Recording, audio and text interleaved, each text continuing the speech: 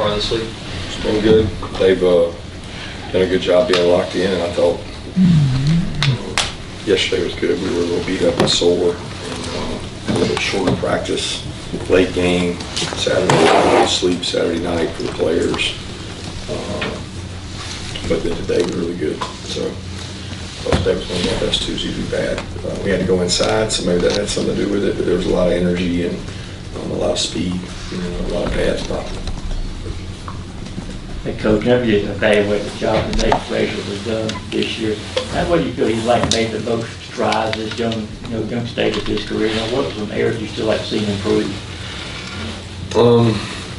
Well, first of all, I think he's very mature. He came from arguably probably one of the best programs in all the country in modern day. I mean, they have put out more players and won more national championships of high schools than anybody. So, I mean, he's a kid that's very mature, knew exactly what he wanted,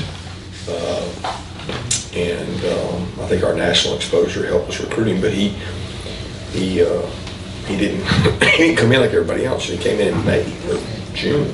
That's hard to do. It's not particularly hard for a running back to play as a freshman, but I don't, he didn't come in. The last guy I think maybe was Swift, because Swift went to a private school and didn't come in mid-year. Came in the summer. And Nate's picked things up really quick. He's talented, he's conscientious, and just been really pleased with his overall work ethic. Kirby, you mentioned Nitro practicing really well and that leading to his opportunities on Saturday. Is a taste of game action the kind of thing that can lead to even better practices after that, and how have you seen Nitro respond? Yeah, I mean, Nitro's responded well. He's worked hard. He had a good practice today. I think he gained some confidence from that because he went against a really good defense, and he did some nice things. But I mean, he goes against a good defense every day in practice, and there's times that he's been frustrated. I mean, he would tell you openly that he wants to play. He wants to help.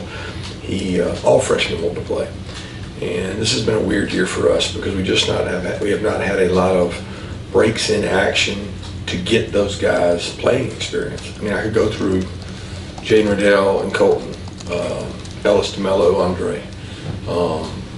There's just so many guys, the O-linemen, the other backs who're starting to get a taste. So, I mean, I probably met with that group, I don't know, 3 or 4 times this year as a group and just said, stay the course.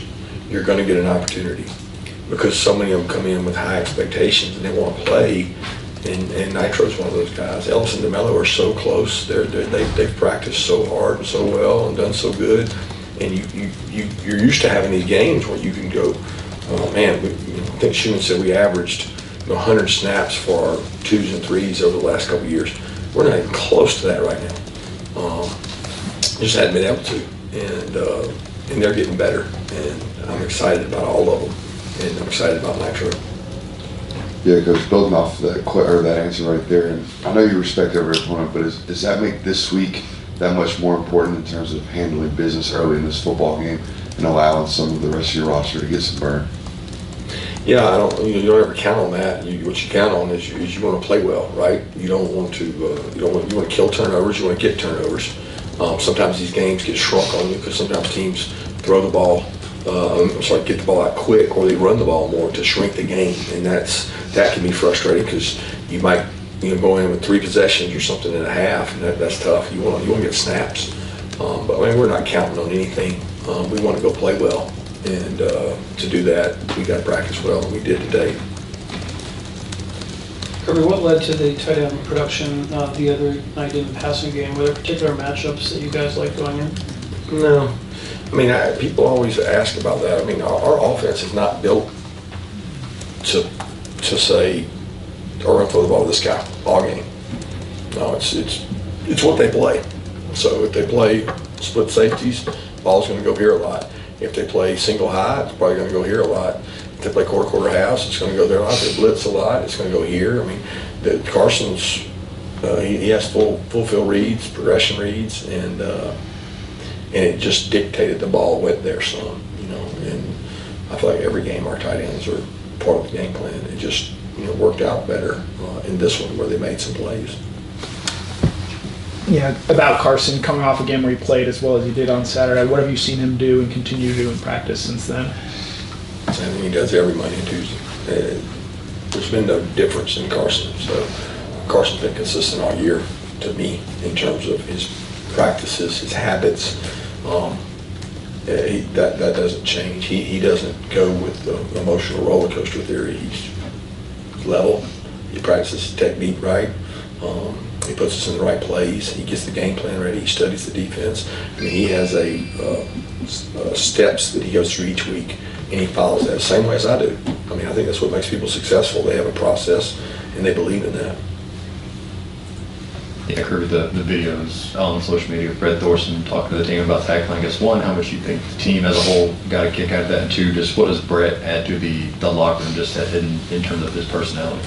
Yeah, he adds levity. I mean, he's funny. I was telling Muschamp last night. There was a guy, golly, must be 20 years now, ago at LSU, a punter by the name of Donnie Jones, and Donnie used to get up in front of the team. Coach Saban would let him talk to the team and break the team down every Thursday, and he would talk about the upcoming opponent. And when a punter gets up there and talks about an upcoming opponent and just how we're going to dominate them and just get after them, it was always, it provided some levity, it provided some humor. And I think of Brett when I think of Donnie. He's just a funny guy, and the players really enjoy him and like him.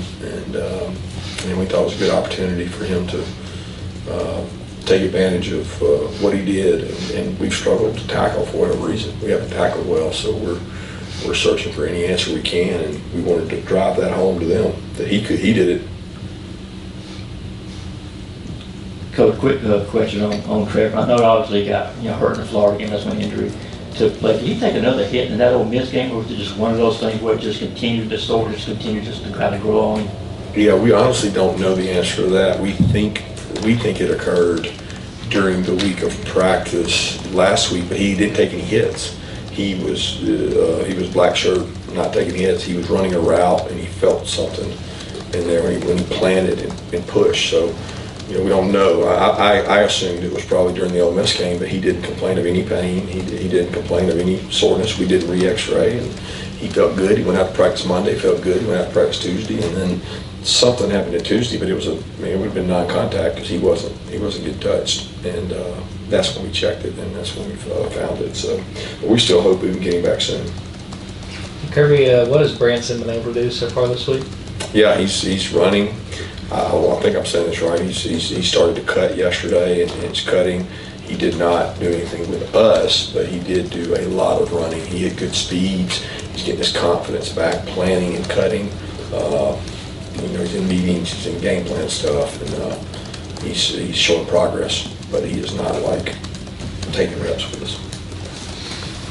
Yeah, new batch of playoff rankings come out tonight, and the most recent one, I think 4 of the top 5 teams are from the Big Ten, and despite you seeing Ole Miss and Alabama and Tennessee, why do you think this committee seems to value the Big Ten over the SEC in terms of the top teams or the teams at the top of these rankings? I don't think they value the Big Ten over the SEC. I think they value wins and losses, and so they place people based on a column of wins and a column of losses, not on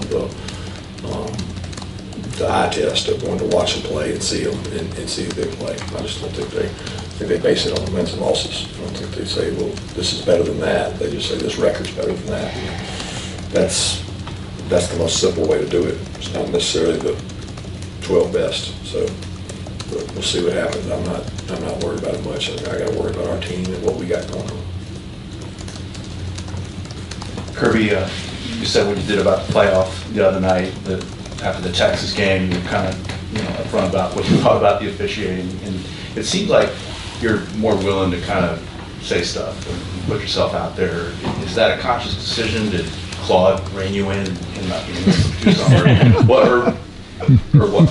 No, I don't think it's any different. I don't really know that I had a lot to say the 2 years previous. I mean, there wasn't a lot there. The year that we were 14-1 and 15-0. There's not a lot of complaints. Not a lot to fight for. You take care of business on the field, handle your business. You don't have to say a lot of things. I mean, that was a pretty unique situation if you're referring to Texas. I mean, I don't know that I've ever been a part of anything like that. And I wasn't upset with them. I just didn't understand. Like, I've never seen that happen.